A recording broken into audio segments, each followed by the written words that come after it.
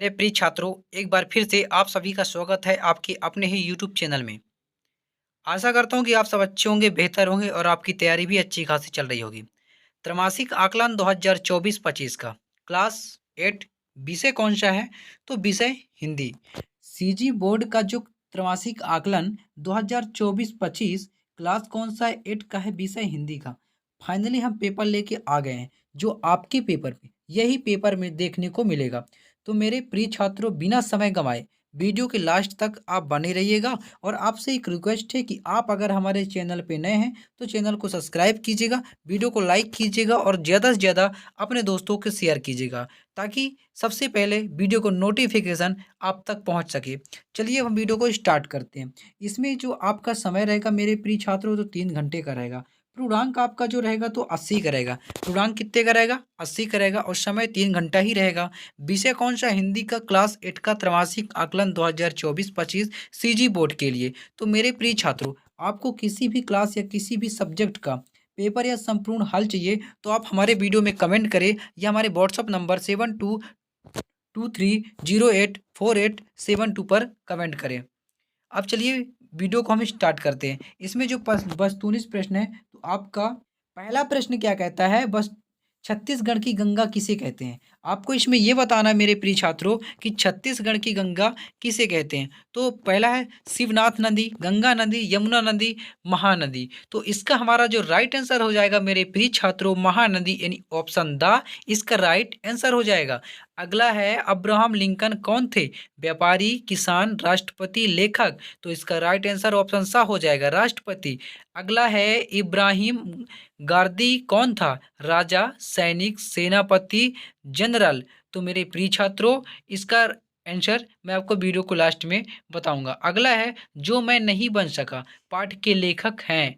जो मैं नहीं बन सका पाठ के लेखक हैं श्री वृंदावन लाल शर्मा, डॉक्टर ज्ञान चतुर्वेदी, डॉक्टर जीवन यदु, श्री सत्यनारायण लाल। तो इसका जो राइट आंसर हो जाएगा ऑप्शन बा हो जाएगा, यानी डॉक्टर ज्ञान चतुर्वेदी जो मैं नहीं बन सका पाठ के लेखक हैं। अगला है आंचल के साथ क्या क्या दुर्घटना हुआ? आंचल के साथ क्या क्या दुर्घटना हुआ आपको इसमें ये बताना है। तो मेरे प्रिय छात्रों, वह बेहोश हो गया, वह परीक्षा में फेल हो गया, उसका पैर कट गया, वह बीमार हो गया। तो इसका जो राइट आंसर हो जाएगा उसका पैर कट गया, ऑप्शन सा इसका हमारा राइट आंसर हो जाएगा। अगला प्रश्न देख लेते हैं। अगला है प्रश्न क्रमांक 6, क्या कहता है कि इनमें से प्रवासी चिड़िया है पीपल, मैना, कोयल, कबूतर। तो इसका राइट आंसर हमारा क्या हो जाएगा? पीपल हो जाएगा। अगला अति लघु उत्तरीय प्रश्न, प्रश्न क्रमांक 7 हमारा क्या कहता है कि पर्यायवाची शब्द लिखो। आपको इसमें से क्या करना है? पर्यायवाची शब्द लिखना है, संधि विच्छेद कर पर्यायवाची शब्द। तो पहला हमारा है बंदी। तो बंदी का हमारा जो पर्यायवाची होगा मेरे प्रिय छात्रों, वो तो बंदी का हमारा पर्यायवाची क्या हो जाएगा? बंदी का हो जाएगा कैदी। दूसरा है इच्छा। इच्छा का पर्यायवाची क्या हो जाएगा? अभिलाषा। अगला है अजीब। अजीब का पर्यायवाची क्या हो जाएगा? विचित्र, अभिलाष, ये हमारा पर्यायवाची हो जाएगा। अगला है संकल्प। तो संकल्प का पर्यायवाची हमारा क्या हो जाएगा? तो संकल्प का पर्यायवाची हमारा हो जाएगा प्रिय छात्रों निर्णय। अगला प्रश्न हमारा 8 क्या कहता है? प्रश्न क्रमांक 8 में देख लीजिए, हमारा कहता है कि संधि विच्छेद कर प्रकार बताओ। आपको इनमें से संधि विच्छेद कर क्या करना है? प्रकार बताना है। तो गिरीश, तो गिरीश का संधि विच्छेद क्या हो जाएगा? गिरी धन ईश, हमारा क्या हो जाएगा? गिरीश हो जाएगा। इसमें संधि जो होगा तो दीर्घ संधि हो जाएगा। अगला है मनोहर। तो मनोहर का हो जाएगा मना धन हरा, ये हमारा विच्छेद हो जाएगा। और इसमें जो संधि होगा तो कौन सा संधि होगा? व्यंजन संधि होगा। अगला है विलोम शब्द लिखो, नहीं सॉरी, सदाचारी। सदाचारी का विलोम शब्द हमारा, सदाचारी का विच्छेद क्या हो जाएगा? सदा सतधन आचारी, इसका विच्छेद हो जाएगा सदाचारी। अगला है नमस्कार। तो नमस्कार का हमारा क्या हो जाएगा? नमाधनकार। नमस्कार का संधि विच्छेद हो जाएगा। इसमें जो संधि होगा तो कौन सा संधि होगा? इसमें हमारा संधि होगा विसर्ग संधि होगा। अगला प्रश्न देख लीजिए, हमारा अगला प्रश्न क्या कहता है? विलोम शब्द लिखो। आपको इसमें क्या करना है? विलोम शब्द लिखना है। घृणा का विलोम शब्द प्रेम हो जाएगा। प्यार का नफरत हो जाएगा, नुकसान का फायदा हो जाएगा और आपकुशन का शकुन हो जाएगा। तो मेरे प्रिय छात्रों, आप स्क्रीनशॉट लेते जाइएगा। अगला है समानार्थी शब्द लिखो। आपको इसमें से क्या करना है, समानार्थी शब्द लिखना है। भाव क्या हमारा क्या हो जाएगा, भावना। परिश्रम का श्रम, सदा का हमेशा, गिरी का हमारा क्या हो जाएगा, पहाड़ हो जाएगा। अगला प्रश्न क्या कहता है कि अनेक शब्द के लिए एक शब्द लिखो। पृष्ठ क्रमांक 11 में अनेक शब्द के लिए आपको क्या करना है, एक शब्द लिखना है। तो चलिए फटाफट हम देख लेते हैं, आप स्क्रीनशॉट ले लीजिएगा। जो अधिक बोलता है वाचाल, जो पढ़ा लिखा ना हो अनपढ़, जो ईश्वर को मानता हो आस्तिक, जिसमें जानने की इच्छा हो क्या कहलाता है, जिज्ञासु कहलाता है। इसके बाद अगला प्रश्न हमारा है लघु उत्तरीय प्रश्न। प्रश्न क्रमांक 12 कहता है कि नई ऊषा पाठ नव युवकों को क्या संदेश दे रहा है। तो मेरे प्रिय छात्रों, घबराने की कोई जरूरत नहीं है, इनका आंसर जो हम वीडियो के आगे आपको प्रोवाइड करा रहे हैं। अगला प्रश्न है जो मैं नहीं बन सका। पाठ में लेखक की क्या बनने की इच्छा थी, जो मैं नहीं बन सका, पाठ में लेखक की क्या बनने की इच्छा थी, आपको इसमें ये बताना है। और ये प्रश्न 6 अंक के हैं। कितने अंक के हैं आपके ये प्रश्न जो है, तो 6 अंक के हैं। अगला देख लीजिए, दीदी की डायरी। पाठ में संजू पूरे दिन उदास क्यों थी, आपको इसमें ये बताना है। इसके बाद अगला प्रश्न हमारा है दीर्घ उत्तरी प्रश्न। दीर्घ उत्तरी प्रश्न में पहला है निम्न पद्यांश का प्रसंग व्याख्या करो। सब प्रसंग आपको इसमें क्या करना है, व्याख्या करना है। ये दीर्घ उत्तरी प्रश्न जो आपका है, तो प्रत्येक प्रश्न 10 अंक का है। तो आगे चलते हैं। हमारा अगला प्रश्न है कि लिखे कमल अरुण, तरुण प्रभात मुस्कुरा रहा, गगन विकास का नवीन, साज है सजा रहा, उठो चलो बढ़ो समीर शंख है बजा रहा, भविष्य सामने खड़ा प्रशस्त पथ बना रहा। इसका आपको क्या करना है, पद्यांश का सप्रसंग व्याख्या आपको इसमें से करना है।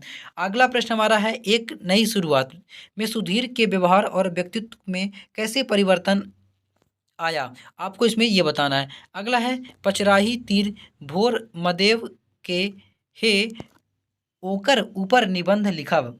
आपको इसमें जो सीजी का जो लैंग्वेज है, यानी छत्तीसगढ़ का जो भाषा है, उसमें आपको ये प्रश्न दिया है कि पचराही तीर भोर मदेव हे ओकर ऊपर निबंध लिखब। आपको इसमें से क्या करना है, निबंध लिखना है। तो मेरे प्रिय छात्रों, हम आपको फटाफट आंसर दिखा देते हैं। तो फटाफट आप आंसर देख लीजिए।